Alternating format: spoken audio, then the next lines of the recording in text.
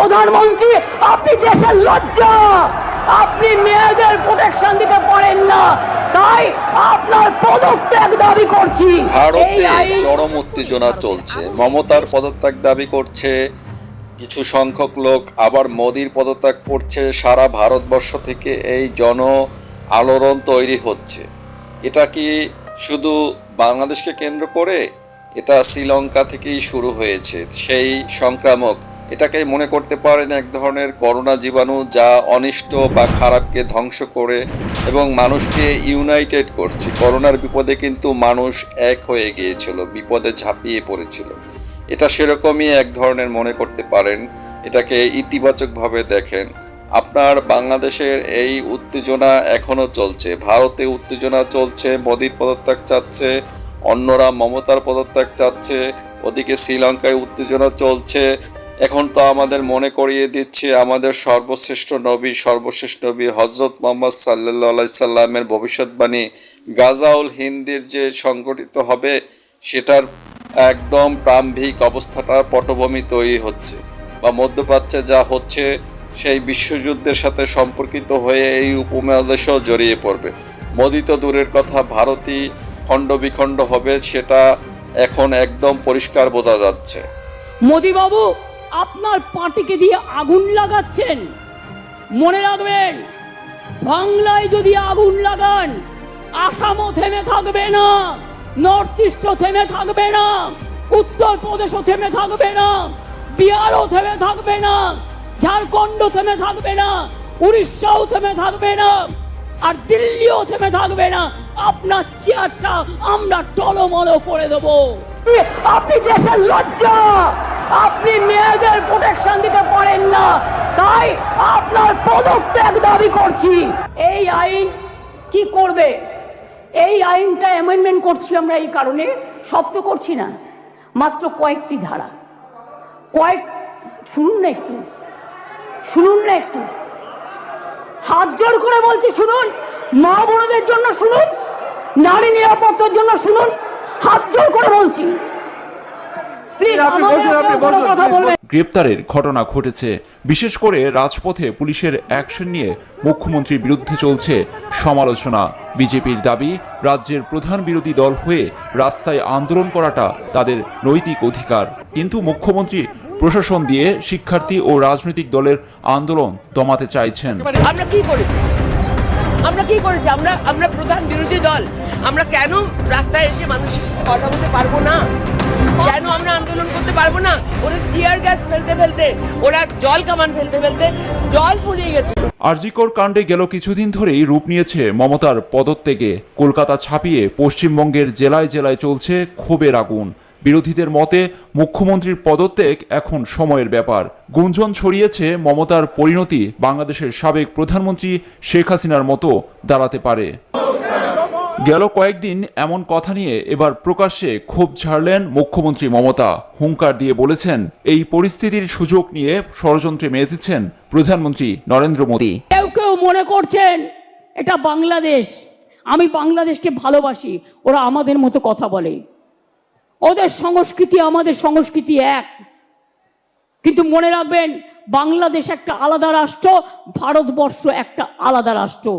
মোদি বাবু, গত মাসে দেশটির পশ্চিমবঙ্গ রাজ্যে আরজিকর হাসপাতালে এক নারীর ধর্ষণ ও হত্যাকাণ্ডের জের ধরে উত্তাল জনস্রোতে শোনা যাচ্ছিল মমতার পদত্যাগের স্লোগান। সেই একই স্লোগান দেশের আরেকটি রাজ্যে নরেন্দ্র মোদীর পদত্যাগের দাবিতে সুর তুলেছে। হঠাৎ করেই ভারতের আবহে প্রতিবাদের সুর বেশ জোরালোভাবে শোনা যাচ্ছে। গত মাসে দেশটির পশ্চিমবঙ্গ রাজ্যে আরজিকর হাসপাতালে এক নারীর ধর্ষণ ও হত্যাকাণ্ডের জের ধরে উত্তাল জনস্রোতে শোনা যাচ্ছিল এক দফা এক দাবি মমতার পদত্যাগ।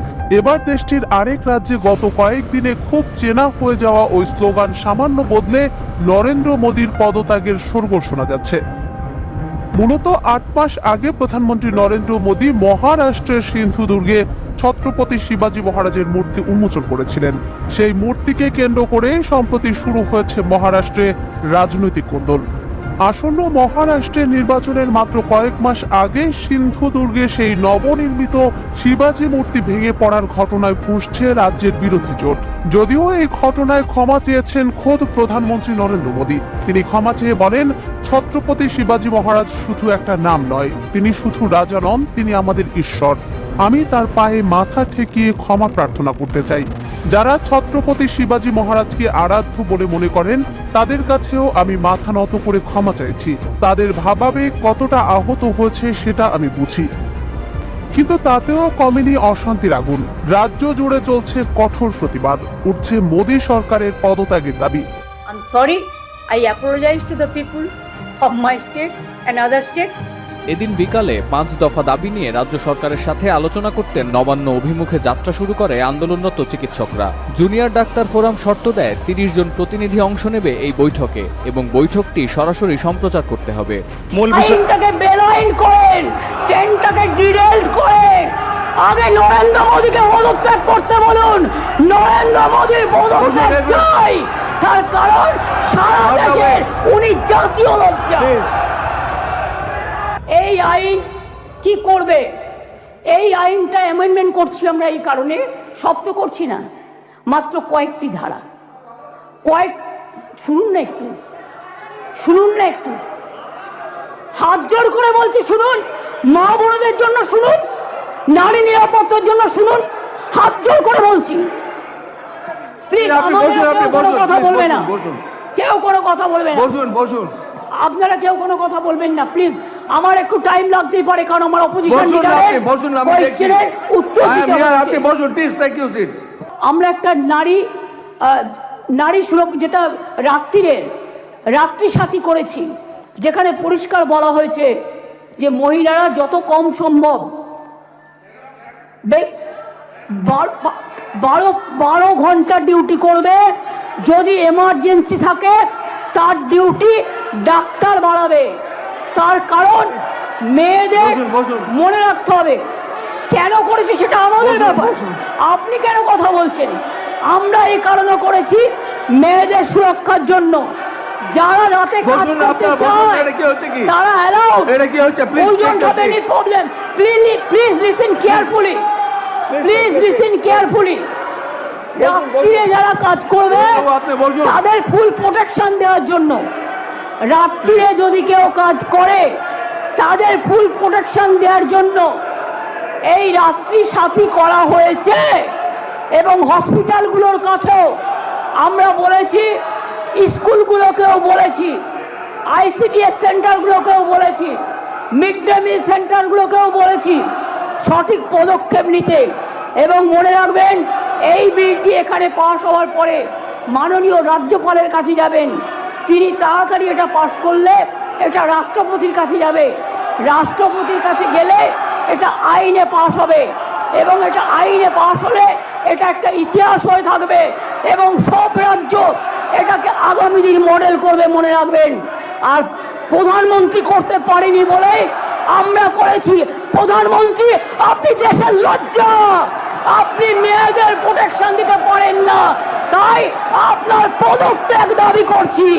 স্বরাষ্ট্রমন্ত্রীর পদত্যাগ দাবি করছি, বিজেপি মন্ত্রীদের পদত্যাগ দাবি করছি, রাজ্যে যে মুখ্যমন্ত্রীরা আছে পদত্যাগ দাবি করছি। আর অপোজিশন লিডার গুলি চালাবার কথা বলেছেন, তাকেও পদত্যাগের দাবি করছি।